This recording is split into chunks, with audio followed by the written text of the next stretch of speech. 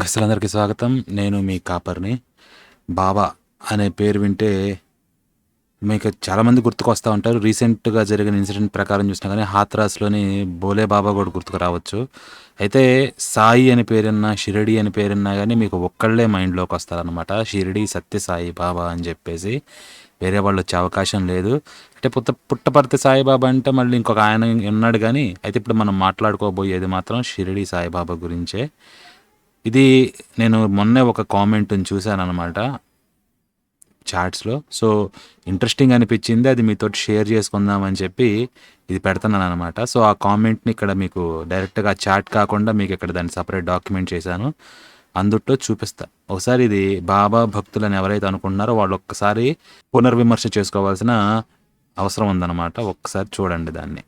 So, ఇది నా comment వచ్చిందనమాట. అక్కడేమంటున్నానంటే, సరదాగా టెస్టింగ్ కోసం మా చిన్నపాటి స్కూల్స్ బ్యాచ్‌లో ఒక కామెంట్ పెట్టాను. సో, ఇప్పుడు కామెంట్ ఏంటంటే చెప్తున్నాడనమాట నరేషను. పొద్దున్నే లేవగానే మా చుట్టాల అబ్బాయి అడిగాడు, బాబాయ్ సాయిబాబా గుడికి వెళ్తాం కదా మనం. బాబా అని కొంతమంది ముస్లిం అంటున్నారు.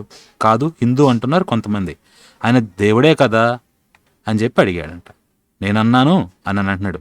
అదేమిట్రా ముస్లిం అయితే మనకేంటి, హిందూ అయితే మనకేంటి, మనం సెక్యులర్ అని. వాడడిగాడు, ఏదో కూత కూసావు బాబాయ్ ఏంటిది అని చెప్పేసి. నేనన్నాను అంటే ఈయన చెప్తున్నాడనమాట, ఏమీ లేదురా, క్రిస్మస్ వస్తే చక్కగా కేక్ కోసుకు తింటాం కదా, రంజాన్ వస్తే ఆనందంగా పండుగ చేసుకోండి అని చెప్తాం కదా, అందరూ బాగుండాలని కోరుకోవడమే సెక్యులరిజం అని. వాడికి ఏదో అడగాలని అనిపించింది, కానీ నేను ఏమంటానో అని అడగడం మానేశాడు. నేనే అడిగాను. మనసులో ఏదీ పెట్టుకోకూడదు, అడగాలి అనిపించింది అడగాలి అని చెప్పేసి అన్నాడు ఆయన. వాడన్నాడు, బాబాయ్ నేను క్రిస్మస్కి నా ఫ్రెండ్స్కి హ్యాపీ క్రిస్మస్ చెప్పాను. వాడితో పాటు చర్చికి వెళ్ళాను. వాళ్ళ ఇంటికి వెళ్తే వాళ్ళ నాన్నగారు ప్రేయర్ కూడా చేశారు అని చెప్పేసి. అలాగే రహీం భాయ్తో కలిసి హలాల్ చేసిన ఫుడ్ కూడా తిన్నా. బాబాయ్ కానీ మా ఫ్రెండ్ జాన్ గాడు దసరాకి సరదాగా అమ్మవారి గుడికి వెళ్దామంటే రాలేదు. తిరుమల ప్రసాదం పెడితే తినలేదు. ఎందుకలా అని చెప్పి అడిగాడంట పిల్లవాడు. నాకు వెంటనే కోపం వచ్చేసింది.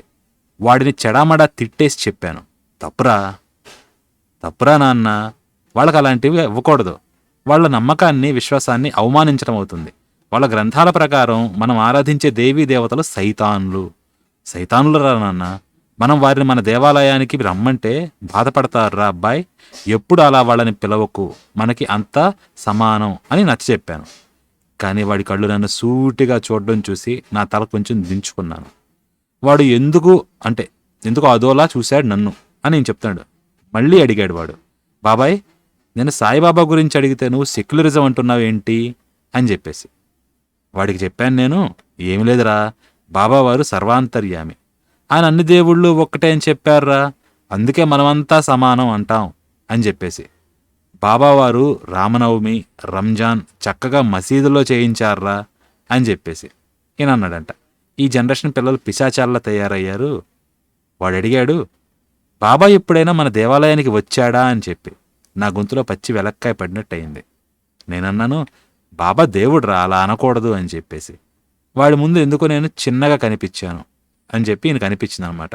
వాడు సాయి చరిత్ర చదువుతూ అల్లహ్ మాలిక్ అని బాబా అన్నారు, అంటే అల్లహనే దేవుడు కదా బాబాయ్ అని అడిగాడంట.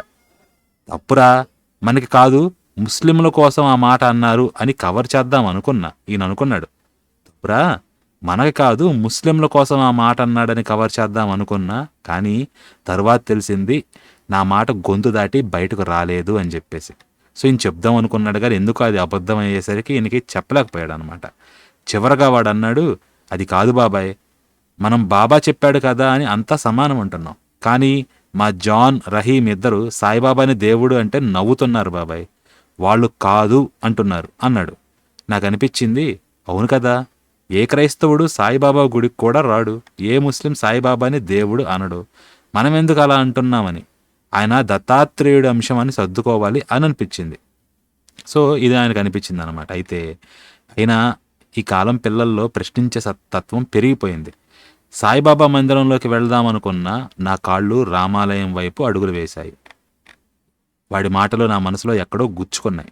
నేను కూడా మనిషినే, సెక్యులర్ని కాదు అనే భావం ఎక్కడో మూల అనిపించింది. కానీ అంతలో ఈ వీడియో కనిపించింది. అన్నీ సమానమే అనే భావజాలం నా తరంతో ముగిసిపోవాలి అనిపించింది. ఓం సాయిరామ్ అనడం మానేసి జయ శ్రీరామ అని అనాలి అనిపించింది. సో ఇదండి నాకు ఒక కామెంట్ అనమాట. ఆయన స్కూల్ గ్రూప్లో జస్ట్ వరక పెట్టాడనమాట. సో పెడితే ఇది ఎవరో కాదు, మీకు ఈ రైటింగ్ స్టైల్ చూస్తే అర్థమైపోయి ఉండాలి. ఇది సిద్ధి గారు పెట్టిన కామెంట్ అనమాట. చాలామంది హర్ట్ అయిపోయారు. ఎందుకంటే ఆ గ్రూప్లో ముస్లిమ్స్ అండ్ క్రిస్టియన్స్ చాలామందే ఉన్నారు. ఆయన చెప్పి అన్నాడు, కానీ ఒక ప్రైవేట్ రెస్పాన్స్ వచ్చిందంట. సో ఆ రెస్పాన్స్ కూడా మీకు చూపిస్తాను. ఇది సిద్ధి గారు పెట్టిన కామెంటే. సో అది చూసామన్నమాట. అయితే రెస్పాన్స్ ఏంటని చూడండి ఇంట్రెస్టింగ్గా. సో మీకు చూపిస్తా. అమర్ సిద్ధి గారు ఇదిగోండి పెడుతున్నారు ఆ కామెంట్ ఏంటని. షిరిడి సాయిబాబా మహత్యం సినిమాలో నువ్వు లేక అనాథలం అనే ఒక పాట ఉంది. అప్పటి నుంచి అది పెద్ద హిట్. ఈ సినిమాలోని అన్ని పాటలు సాయిబాబా భక్తులను పెంచాయి. పెంచాయి అనడంలో సందేహం లేదు అన్నాడు. కరెక్టేనండి. అందుట్లో మా పాపాలు తొలగింప, నువ్వు లేక అనాథలం కానీ ఇంకా రకరకాలుగా ఈ పాటలన్నీ కూడా హిట్స్ అనమాట ఇప్పటికి కూడా. సో సాయిబాబా గురించి ప్రచారం చేయడంలో మాత్రం ఆ సినిమా చాలా పెద్ద ఫ్యాక్టర్. ఆ పాటలు కూడా చాలా పెద్ద ఫ్యాక్టర్లు. సాయిబాబా ఎప్పుడు నాకు భక్తి అదే అనిపించలేదు, కానీ ఆ పాటలు మాత్రం బ్రహ్మాండంగా ఉంటాయి. వన్ ఆఫ్ మై ఫేవరెట్స్ అనమాట. ఇంకా యేసుదాస్ గారు పాడిన పాట మా పాపాలు అని చెప్పేసి, అది కూడా నాకు బాగా ఇష్టమైన పాట. చాలా బ్రహ్మాండంగా పాడారు, బాగుంటుంది లిరిక్స్ కానీ అంతా. సో పాటలు మాత్రం నెంబర్ 1 స్థాయిలో ఉంటాయి. అది సాయిబాబా భక్తుల్ని పెంచాయి అనడంలో ఎటువంటి సందేహం కూడా లేదు. అయితే ఆ పాటలోని 2వ చరణం ఇలా ఉంటుంది. మా యేసు నీవేనని, మా ప్రభువు నీవేనని ప్రార్థనలు చేసేమయ్యా నిన్నే, అల్లాగా వచ్చావని చల్లంగా చూస్తావని చేశాము సలాం సలాం నీకే. గురునానకైనా గురు గోవిందైనా గురుద్వారమైన నీ ద్వారకేనని నీ భక్తులైనాము సాయి, రావా నువ్వు రావా అని చెప్పేసి నువ్వు లేక అనాథలం, కృష్ణ సాయి కృష్ణ సాయి రామసాయి, అల్లా సాయి మౌలా సాయి, నానక్ సాయి గోవింద సాయి, యేసు సాయి షిరిడి సాయి, ఓం అని చెప్పేసి మళ్ళీ నానక్ సాయి గోవింద సాయి అని చెప్పేసి కోరస్ మొదలవుతుంది. సాయి సాయి బాబా సాయి, సాయి సాయి బాబా సాయి. పై పాటలోని ఆధారంగా చర్చికి వెళ్ళేవాళ్ళు ఏ క్రైస్తవుడైనా ఏసే సాయి లేకపోతే సాయినే యేసు అని సాయిబాబా ఫోటో పెట్టుకొని ప్రార్థనలు చేయడం మీలో ఎవరైనా చూసారా? నేను చూడలేదు. అంతేకాదు ఏ చర్చిలో కూడా సాయిబాబా ఫోటో ఉండదు నేను చూసినంత వరకు. ఎక్కడా కూడా శిలువ దగ్గర కానీ ఇట్లా సాయిబాబా విగ్రహం కానీ ఇవేది పెట్టుకోరు. ఇక మసీదుల్లో కానీ వీటిలో అయితే అసలు చెప్పాల్సిన అవసరమే లేదు. సాయిబాబా విగ్రహాలుంటే గుళ్ళో ఉంటాయి, సాయిబాబా ఫోటోలుంటే ఇళ్లల్లో ఉంటాయి అన్నమాట, పక్కన హిందువుల ఇళ్లలో. అంతేగాని వేరే చోట ఎక్కడ సాయిబాబా ఫోటోలు చూసిందైతే నేను చూడలే ఎక్కడ. ఇంకా అలాగే మసీదుకు వెళ్ళే ఏ ముస్లిం అయినా అల్లానే సాయి, సాయిబాబానే అల్లా అని నమాజ్ చేయడం మీలో ఎవరైనా చూసారా? నేను చూడలేదండి. సమస్య లేదు, ఎక్కడా నాకు కనిపించరా.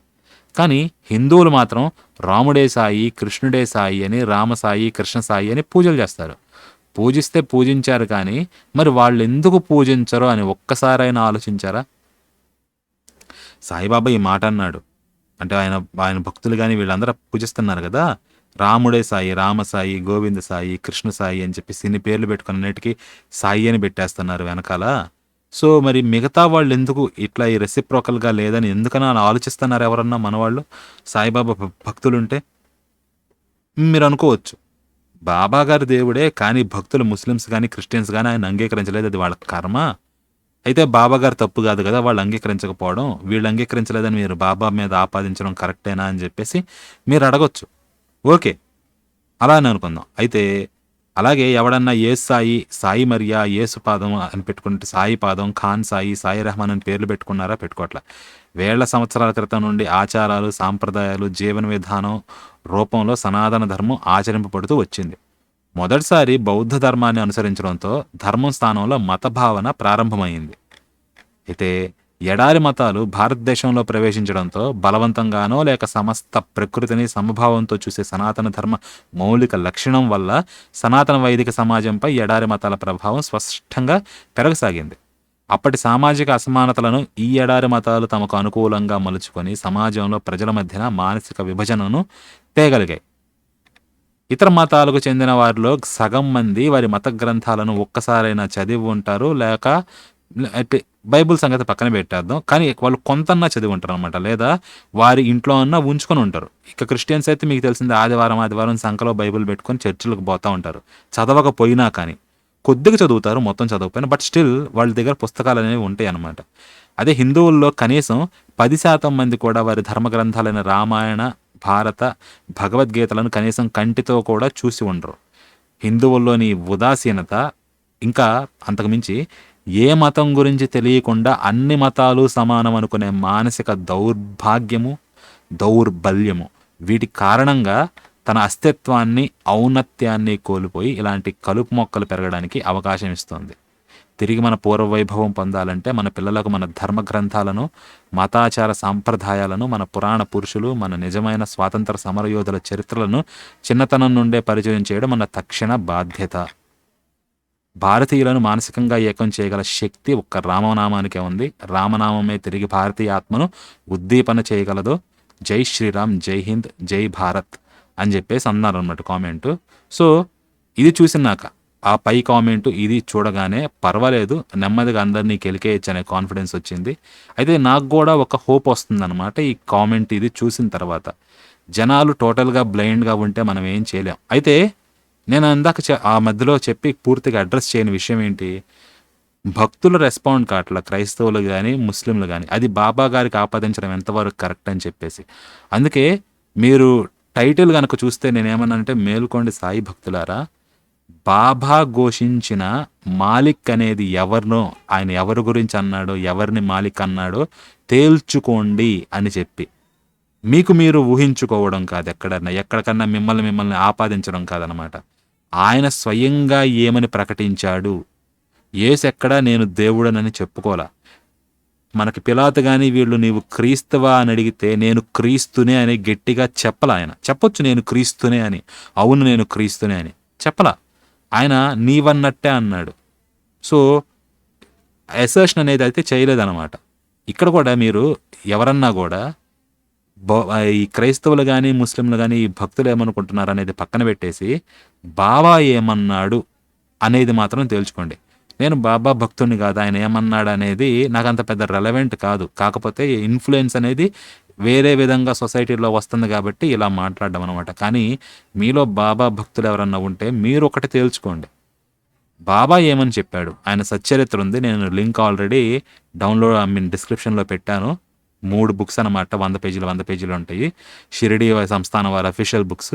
అది సాయి సచ్చరిత్ర అని చెప్పనమాట, తెలుగులోనే ఉంటుంది. మీరు డౌన్లోడ్ చేసుకొని చదివేసి కుదిరితే ఎప్పుడన్నా నా ఛానల్లో కూడా పెడతాను. ఆయన ఏమన్నాడు, ఆయన నోట్లో నుంచి వచ్చిన మాట, సబ్కా మాలిక్ ఏక్ హై అన్నాడు.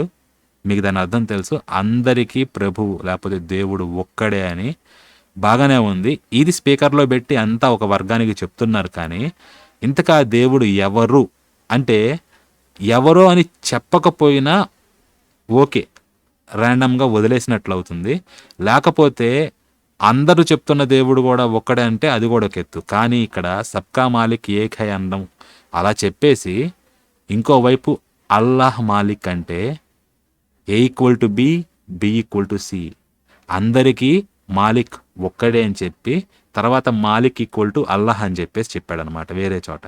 సో దీని అర్థం ఏంటి, సబ్కా మాలిక్ అల్లాహ్ హై అని చెప్పేసి బాబా ఘోషించాడు. ఫైన్, తప్పులేదు. కానీ సబ్కా మాలిక్ అల్లాహ్ హై అన్నట్టుగా, అల్లాహ్ మాలిక్ అన్నట్టుగా విష్ణు మాలిక్కో, యెహోవా మాలిక్కో, యేసు మాలిక్క లేకపోతే ఇంకేమన్నా అన్నాడా? ఇది మీరు తేల్చుకోవాలి. ఎందుకంటే మీరు బాబా భక్తులు కదా. ఆయన సర్వ మత సమానత్వం కానీ వీటన్నిటినీ చెప్పాడా, లేకపోతే గొప్పది అనుకుంటా ఇదే గొప్పదని ఇండైరెక్ట్గా ఇంకో చోట చెప్పాడనేది మీరు తేల్చుకోవాలి. అందుకే మిమ్మల్ని ఇక్కడ తేల్చుకోమని చెప్పేసి చెప్తుంది. ఈ కామెంట్ చూస్తే ఇక్కడ భక్తుల మీద మాట్లాడుతున్నాడు. ఎందుకు అందరూ ఒకళ్ళే పెట్టుకుంటున్నారు, రామసాయి, కృష్ణసాయి, గోవింద సాయి ఇట్లా పెట్టుకుంటున్నారు. మీరు చూడండి, ఇప్పుడు సాయి కృష్ణ, సాయి చైతన్య, సాయి హరి, సాయి శిరీష, సాయి ఆనంద్, ఇంకా సాయి గౌతమ్ సాయి, గోవింద్ సాయి, గౌతమ్ సాయి నాకు తెలిసిన వాళ్ళలో ఒకళ్ళ పేరు మళ్ళీ. సో ఈ పేర్లు ఎక్కడ చూసినా కానీ ఇప్పుడు మనకి సాయి దీపక్ ఒక లాయర్ ఉన్నాడు. ఓకే. ఇంకా మనకి సాయి ధరమ్ తేజ్ యాక్టర్ ఉన్నాడు. ఇంకా ఎంతమంది ఉన్నారు సాయిలు అక్కడ దాకా అనుకుంటే మనం. సో, ఎక్కడన్నా చూడండి ఈ సాయి అనే పేరుని కేవలం హిందువులే అడాప్ట్ చేసుకున్నారు. ఎక్కడ ఏ ముస్లిం గానీ, లేకపోతే ఏ క్రైస్తవుడు గానీ ఈ సాయి అనే పేరుని దగ్గరకు గూడా రానివ్వడు. వాళ్ళు రానివ్వడం లేదు కరెక్టే బాగానే ఉంది. అది భక్తుల వరకు లేకపోతే జనాల వరకు. కానీ బాబా ఎక్కడన్నా ఇతర దేవుళ్ళ గురించి ఏమని చెప్పాడు? సబ్కా మాలిక్ అన్నాడు బానే ఉంది. అది ఎవరు? అల్లాహ్ అని చెప్పాడు. ఓకే. మరి మిగతా వాళ్ళ సంగతేంటి? వాళ్ళు కాదా? ఒక్కడి పేరే చెప్పి వదిలేస్తే ఒక్కడినే ఒప్పుకున్నట్టు అవుతుంది. మిగతా వాళ్ళని కాదు అని చెప్పినట్టు అవుతుందన్నమాట. అంతే కదా! సో, ఆ ప్రకారం మీరు పోల్చుకోండి. ఆ సచ్చరిత్ర కుదిరితే డౌన్‌లోడ్ చేసుకొని చదవండి. 300 పేజీలుంటుంది. కుదిరితే ఎప్పుడన్నా నా ఛానెల్‌లో కూడా చేస్తాను. సో, దీనివల్ల నెగెటివ్ ఎఫెక్ట్స్ గురించి మనం చెప్పాలి అంటే, ఒకటి ఈ ముస్లిమ్స్‌కి గానీ, క్రిస్టియన్స్‌కి గానీ ఎటువంటి నెగెటివ్ ఎఫెక్ట్ ఉండదు దీనివల్ల. ఎందుకంటే వాళ్ళు కేర్ చేయరు. ఒకవేళ వాళ్ళు ఒప్పుకున్నా సాయి అని చెప్పేసి అంతిమంగా వాళ్ళకి జీవం దొరికేది యేసు ద్వారా, లేకపోతే యెహోవా ద్వారా అని చెప్పేసి వాళ్ళు అనుకుంటారు. పరిశుద్ధాత్మ ద్వారా. God the father, God the son, God the holy spirit whatever ఏదో ఒకటి అనుకుంటారనమాట వాళ్ళు. ముస్లిమ్స్‌కి అయితే అసలు చెప్పాల్సిన అవసరం లేదు. వాళ్ళు సాయిబాబాని మహమ్మద్ లెవెల్‌కి కూడా కన్సిడర్ చేయరు. ముందు అల్లాహ్, అల్లాహ్ తర్వాత మొహమ్మద్ అనమాట వాళ్ళకి ప్రవక్త.